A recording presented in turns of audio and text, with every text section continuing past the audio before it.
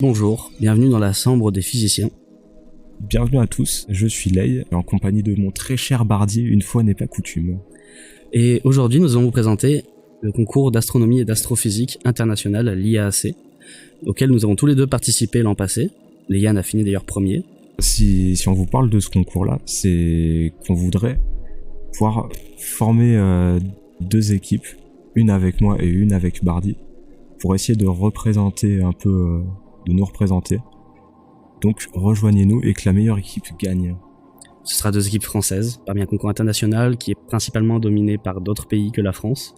Et donc on espère que vous viendrez nombreux, de la seconde jusqu'au master, et que vous aurez des bonnes places, des certifications, des lettres de recommandation, voire plein d'autres choses. Et aujourd'hui, nous avons une invitée spéciale.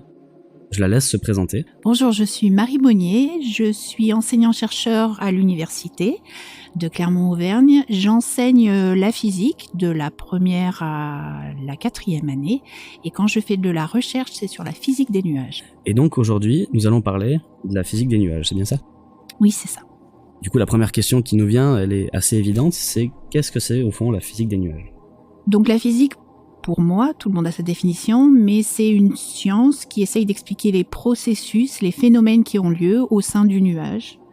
Donc comment les nuages se forment, comment ils mûrissent, comment ils créent des précipitations et comment ils s'évaporent et disparaissent.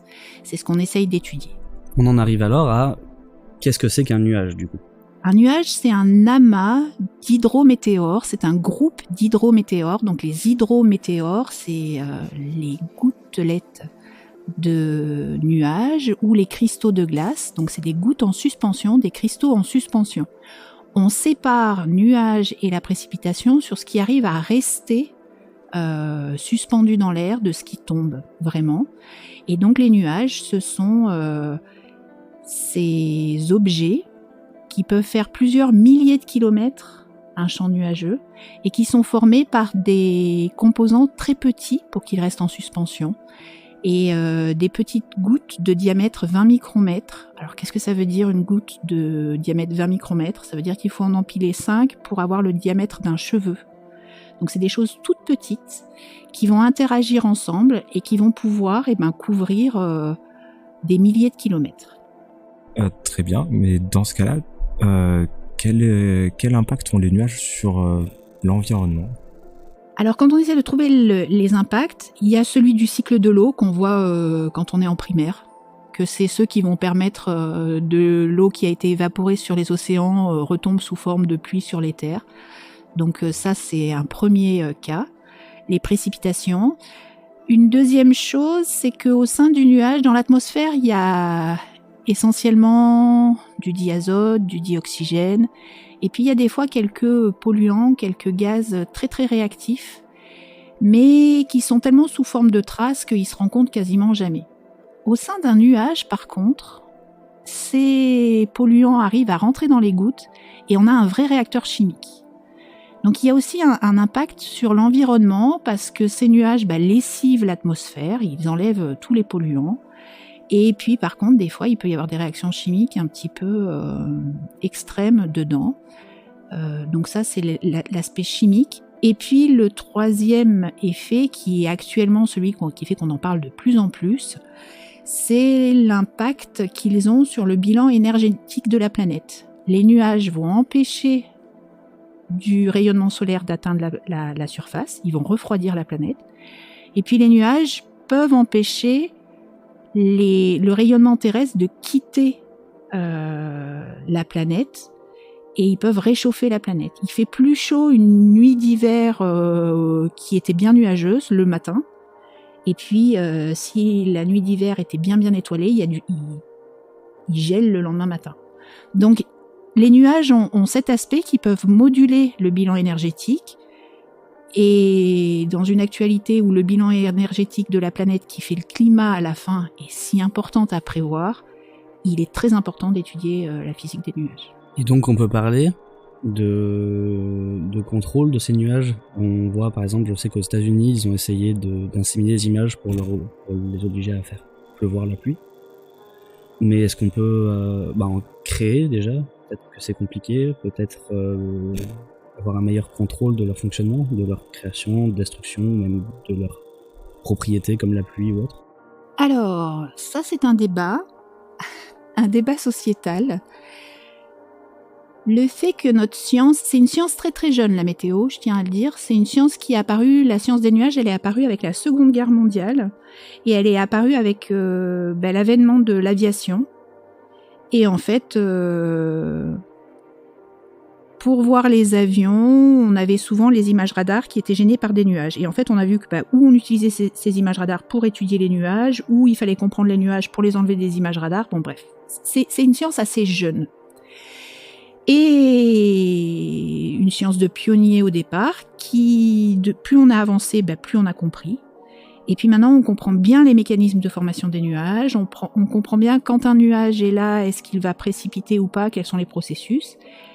Et arrive l'idée de est-ce qu'on peut changer ça ? Et est-ce qu'on peut contrôler ça ?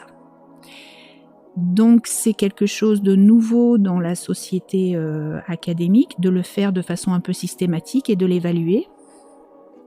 Voilà.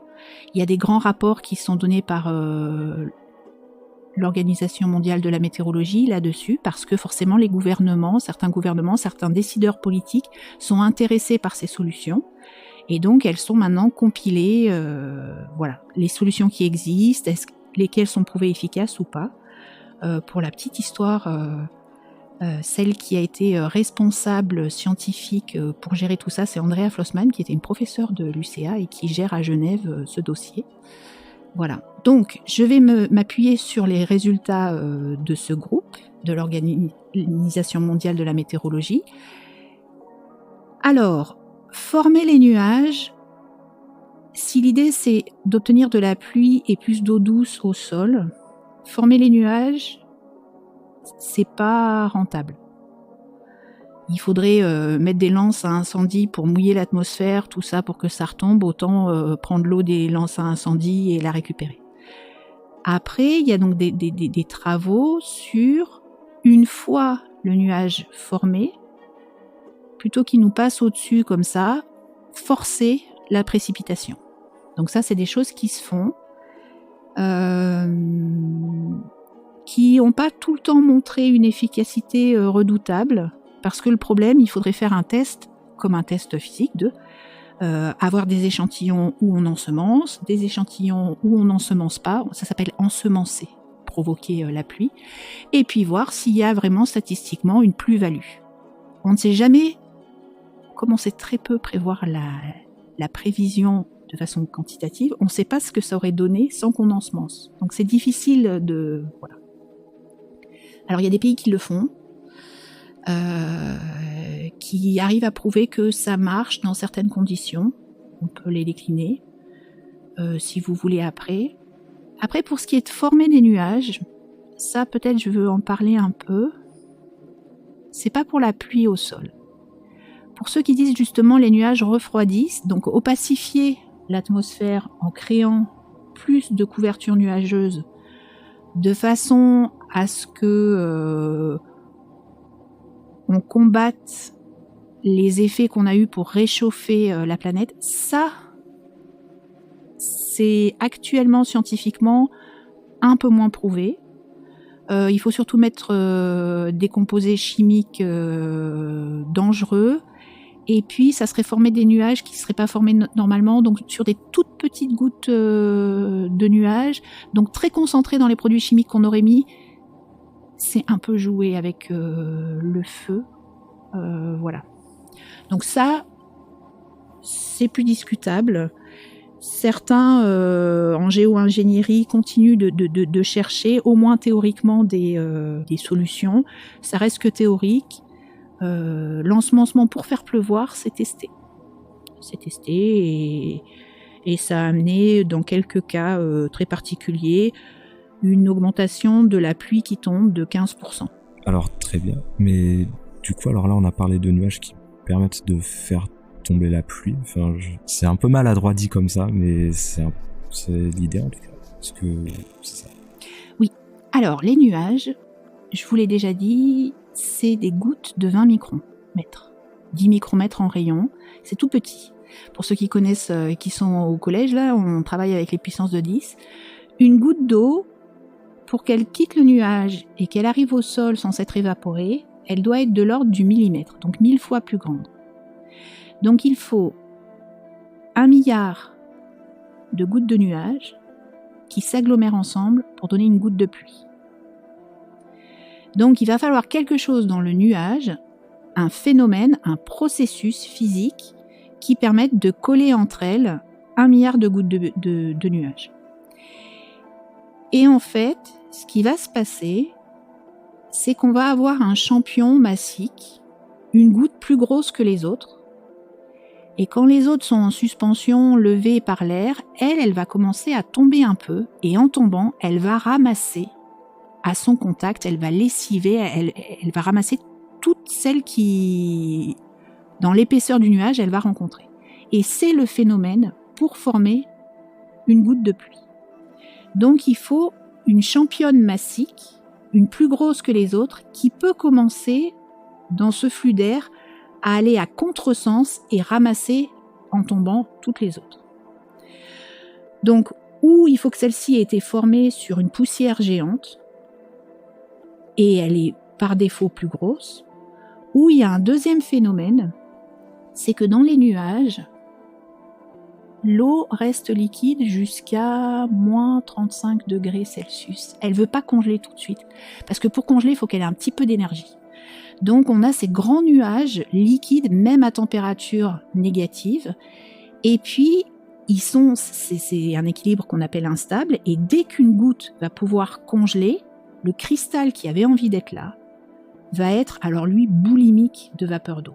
Il est enfin là, il est enfin arrivé, il va grossir très très vite. Et donc un cristal de glace qui se formerait parmi 1 milliard de gouttes de pluie deviendrait celui qui arrive déjà à en prendre un peu plus, parce qu'il va grossir plus vite, et il va commencer à tomber, et il va ramasser tout le monde en dessous. D'accord ? Une façon de faire de la précipitation hyper intense, hyper extrême, c'est la grêle. Et en fait, c'est ces cristaux qui se forment tout en haut du plafond, et en tombant, ramassent et congèlent sur eux des quantités d'eau énormes. Voilà. Une fois qu'on a compris ça, on a mis longtemps à comprendre tous ces phénomènes. Il suffit, si on veut faire pleuvoir un nuage qui est là et qui n'aurait pas plu, de lui donner quelques poussières gigantesques en taille qui vont agglomérer l'eau et faire une championne massique, ou dans un nuage à température négative, former quelques cristaux de glace qui, de la même façon, tomberont et ramasseront tout. Donc, quelque chose qui est très très bien pour former des cristaux de glace, c'est le iodure d'argent. Alors ça, on n'en voit jamais, sauf dans les fumigènes ou dans les feux d'artifice. Donc passer avec des fumigènes dans un nuage, c'est former quelques cristaux de glace, c'est commencer à faire pleuvoir. C'est des choses qu'on fait. Alors, même en France, on fait ça quand on voit justement l'orage de grêle qui menace. Et ben on va aller dans les nuages et on va crever le nuage avant qu'il ait une extension verticale monstrueuse, et on va mettre des fumigènes en bas, histoire que ça fasse une faible pluie, plutôt qu'une heure plus tard, ça aurait fait un orage de grêle monstrueux. On va faire ça, on va passer en avion à la base des nuages, et quand on les pense assez développés, si on veut faire avoir beaucoup de pluie, quand on les pense assez développés, donner le kick, l'impulsion pour faire de la pluie, ou quand on a peur qu'ils deviennent trop gros, les crever avant. Et du coup, sur cet ensemencement, une question qui s'écarte un peu de la physique pure pour arriver plus dans la partie populaire. Il y a un film tourné sur la météorologie, principalement sur les tornades, qui s'appelle Twister, dont le but est quand même de montrer une personne, donc l'héroïne, je n'ai plus son prénom, qui devait, entre guillemets, détruire les tornades qui étaient en train de se créer à l'aide de cet ensemencement. Est-ce que ce scénario est possible, probable, réaliste ? Alors, de la vraie science. Storm Fury. Storm comme tempête et Fury comme ça tout le monde là.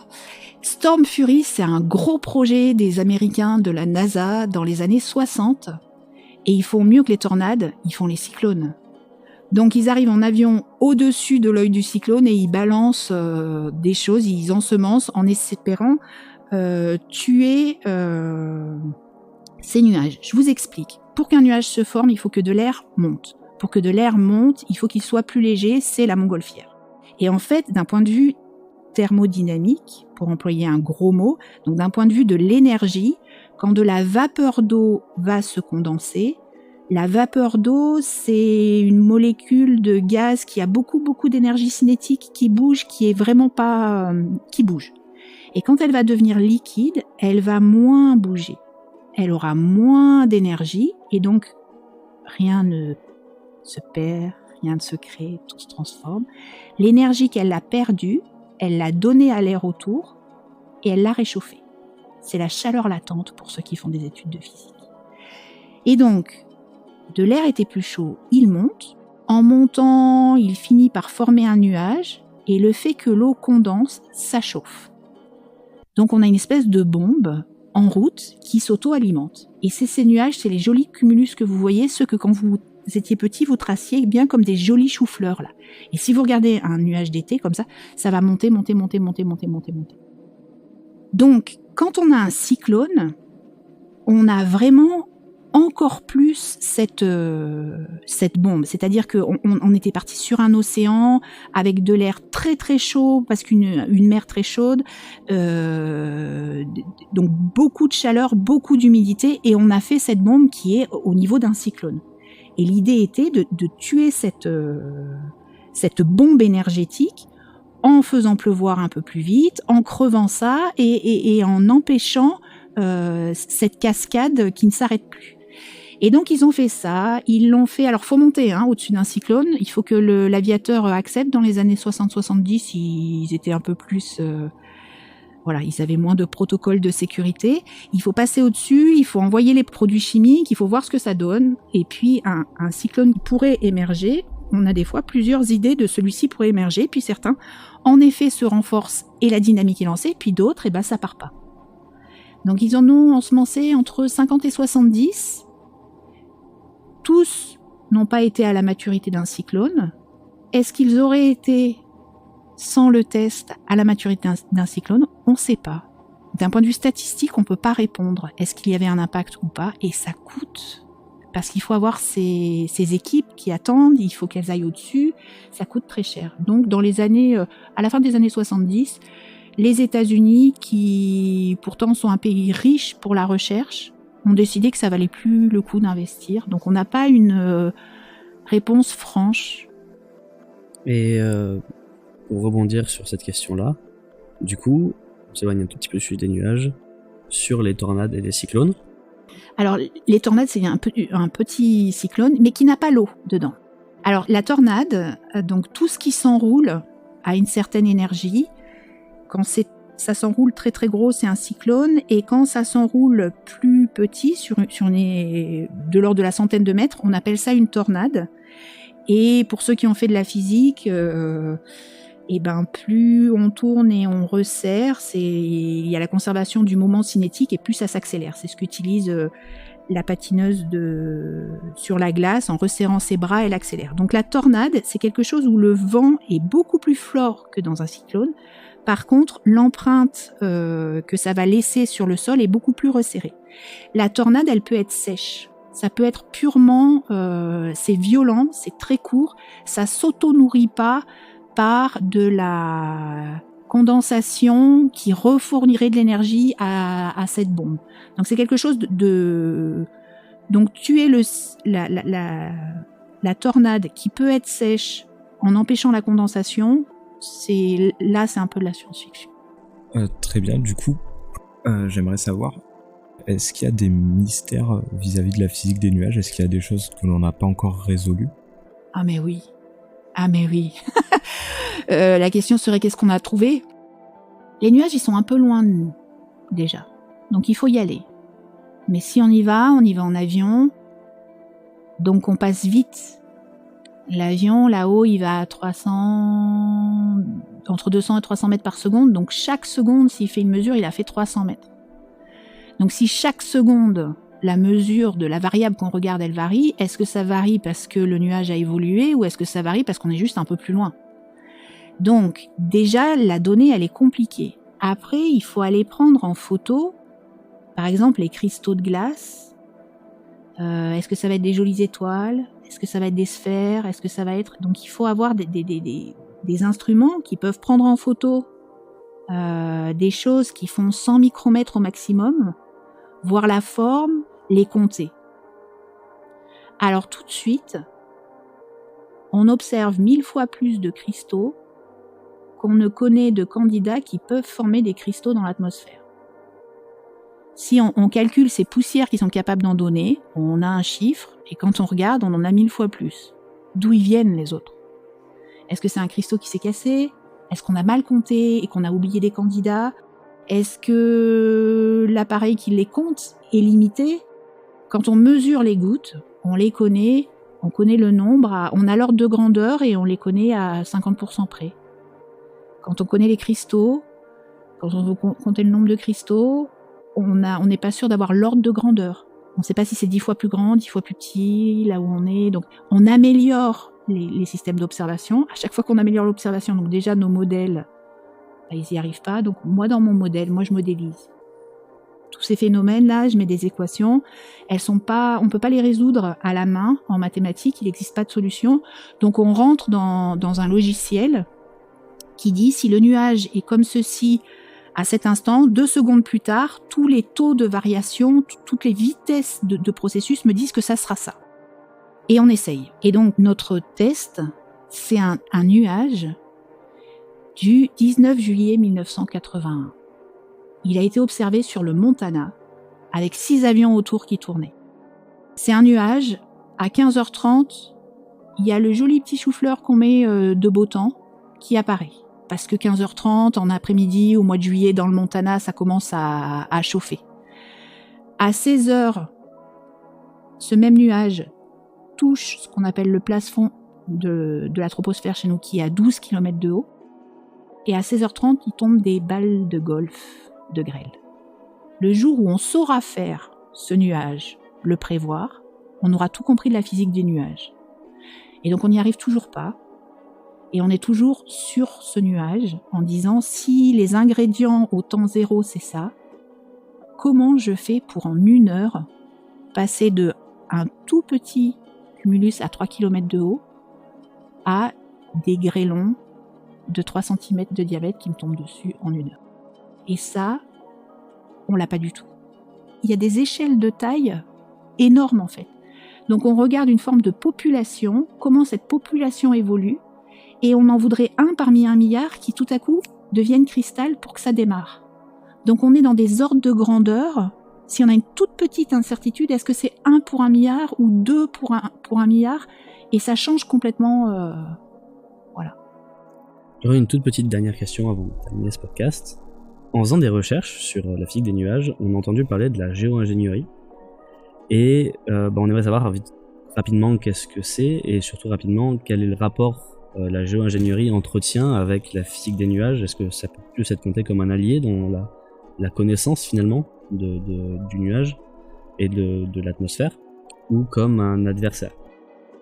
Alors, moi je suis une théoricienne.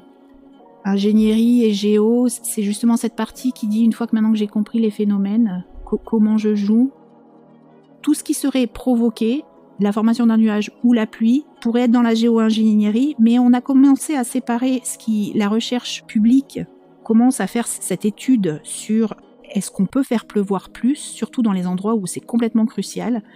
Et puis dans la géo-ingénierie, quand moi je le vois, j'ai peut-être tort, et tout le monde le définirait pas pareil, mais c'est ceux qui veulent faire justement cette couverture nuageuse pour le climat, pour des choses comme ça. Et là où c'est quand même beaucoup plus empirique et fait sur des solutions vendables. De toute façon, dans les grands documents dont je vous ai parlé là, sortis de l'OMM, où c'est beaucoup plus prospectif et les conclusions scientifiques sont moins solides.